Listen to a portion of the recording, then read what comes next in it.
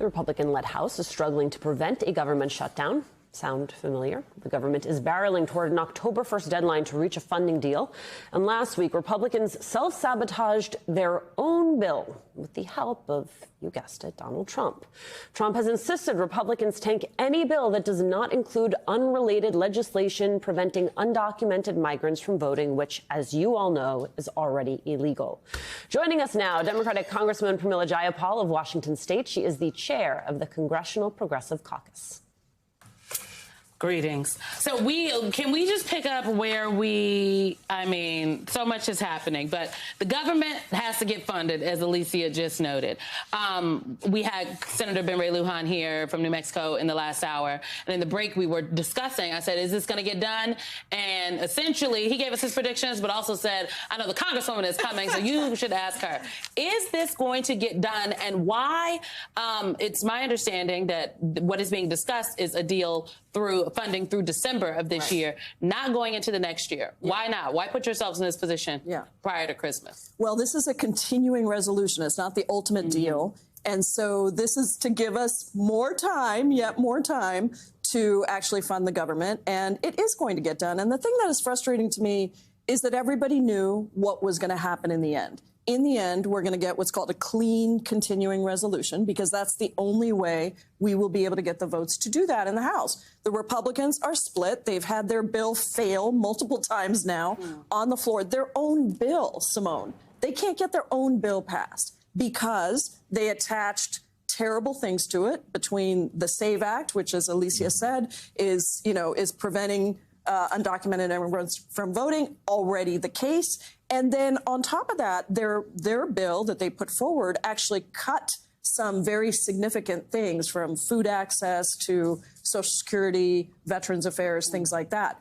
So now we're back at the same place. We have 8 days left. We understand that there will be a clean continuing resolution. It will probably require Democratic votes, which we would do, because we always save these things. The big things that have gotten done in the 118th Congress have gotten done because Democrats have come to the table to do them. And why December? Because, look, I think at the end of the day, we still have to pass the budget. We don't want another continuing resolution. And the most pressure comes right before Christmas, when people want to get home. That is the time when we should be able to pass the budget.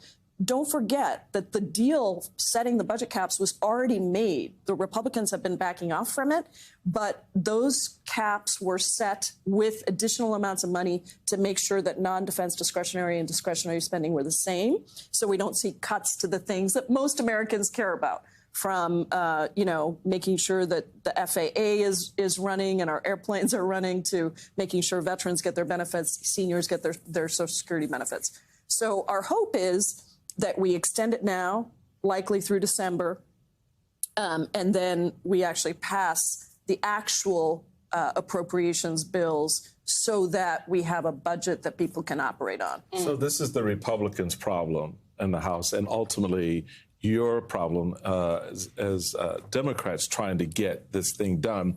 This from Trump on his Truth Social post. If Republicans don't get the SAVE Act and every 1 ounce of it, they should not agree to a continuing resolution in any way. So first off, just an editorial footnote, he doesn't know what a continuing resolution is.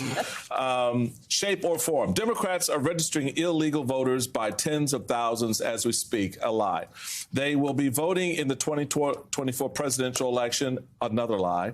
And they shouldn't be allowed to. They already are prevented from doing so under federal law. Read the law, Mr. President.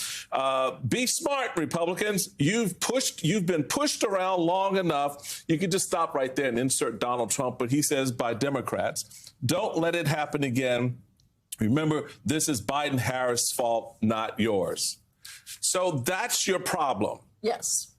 The blind being led by stupid. Right. And the reality for the country is that you can't take care of our fiscal business. Yeah. We don't have an operating budget for this nation right now because of this nonsense from someone who's unserious about our nation's business.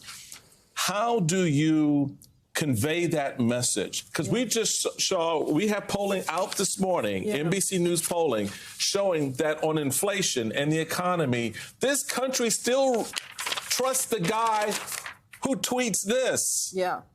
No, I mean, look, we just have to keep explaining that this man is not a good businessman. He does not understand the economics of what it takes to run a government, and he is willing to put all of his capital into trying to block us from being able to do the basic things that the government does. And Mike Johnson, as Speaker, is just continuing to follow him.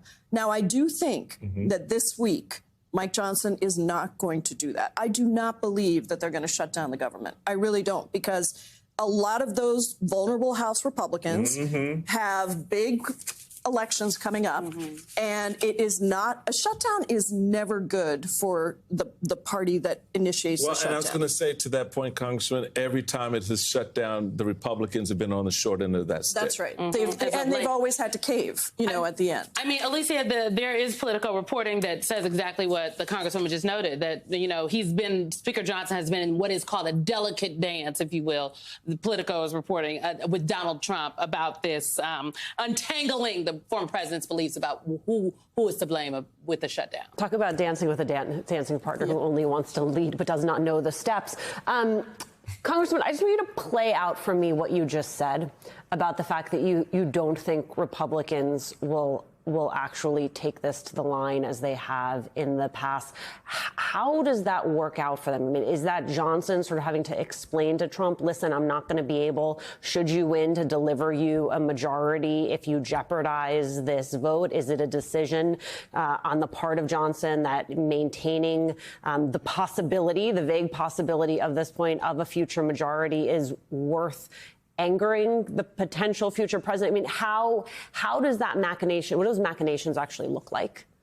Yeah, Johnson is going to have to do one of two things. He's either going to have to say to the president, look, you need to come along with us because we're going to lose our House majority or any potential. But by the way, Democrats are going to win the House back. So I just want to say that up front. But Johnson wants to keep the hope of winning the majority back. And he's going to have to say to the president, look, I need you to come along. Now, if the president says, no, I still think we should shut down the government, then Johnson's going to have to make the decision on of what's good for his House majority. And I believe, and I've been texting with some of my Republican friends, I got to tell you, they're very frustrated also.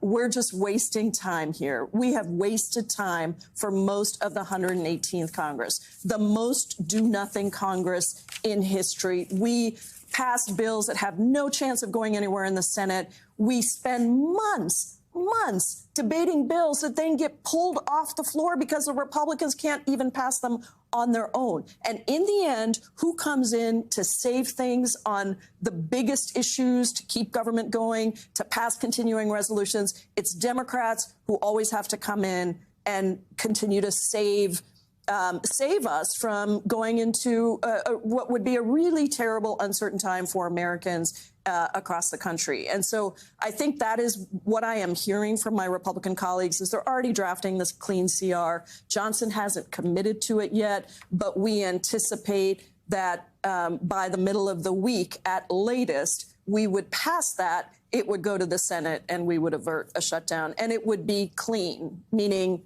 it would have continuing levels of funding and no poison pills in it.